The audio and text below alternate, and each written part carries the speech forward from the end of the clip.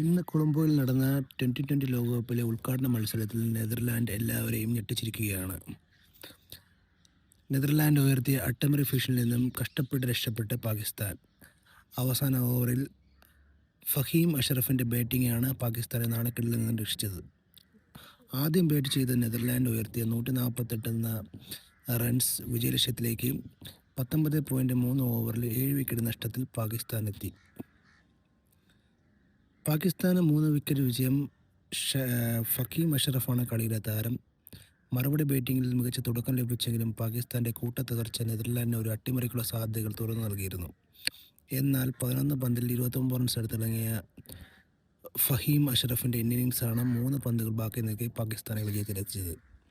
മുൻനിരയിൽ ഓപ്പണർമാരായ ഫർഹാൻ 47, സായിഫ് അയൂബ് 13 പന്തിൽ 23 എന്നിവർ ചേർന്ന് താരതമ്യേന മോശമില്ലാത്ത തുടക്കം പാകിസ്ഥാന് നൽകിയിരുന്നു. എന്നാൽ മധ്യനിരയിൽ ഉസ്മാൻ ഖാൻ 0, ഷദാബ് ഖാൻ 8, മുഹമ്മദ് നവാസ് 6 എന്നിവർ അതീവ മടങ്ങിയത് പാകിസ്ഥാനെ പ്രതിരോധത്തിലാക്കിയത്. ക്യാപ്റ്റൻ സൽമാൻ 12, ബാബർ അസമിന് 15 വലിയ സ്കോറുകൾ കണ്ടെത്താൻ സാധിച്ചില്ല.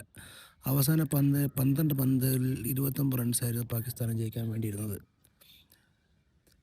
ലോഗൻ വാൻ ബിക്കിൻ്റെ 19-ാം ഓവറിൽ 3 സിക്സറുകളും 1 ഫോറും ഉൾപ്പെടെ 24 റൺസ് അടിച്ച് ഫഹീം അഷ്റഫ് ആണ് പാകിസ്ഥാൻ ആശ്വാസ ജയം നേടിയത്.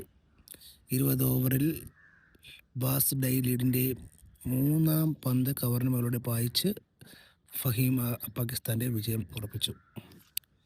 മധ്യനിരയിൽ ക്യാപ്റ്റൻ സ്കോട്ട് എഡ്വാർഡ്സൺ 29 പന്തിൽ 37, ബാസ് ഡേ ലീഡ് 25 പന്തിൽ 30, കോളിൻ അക്കർമാൻ 14 പന്തിൽ 20 എന്നിവയുടെ പ്രകടനങ്ങൾ ചെറുതല്ലെങ്കിലും പാകിസ്ഥാനോട് പൊരുതിക്കാവുന്ന സ്കോറിലേക്ക് നെതർലാൻഡ് എത്തിച്ചത്.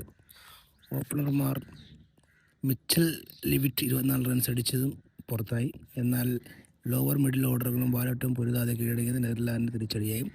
105-4 എന്ന നിലയിൽ നിന്ന് 147 റൺസിലെത്തുമ്പോഴത്തേക്കും നെതർലാൻഡ് ഓൾ ഔട്ടായിരുന്നു.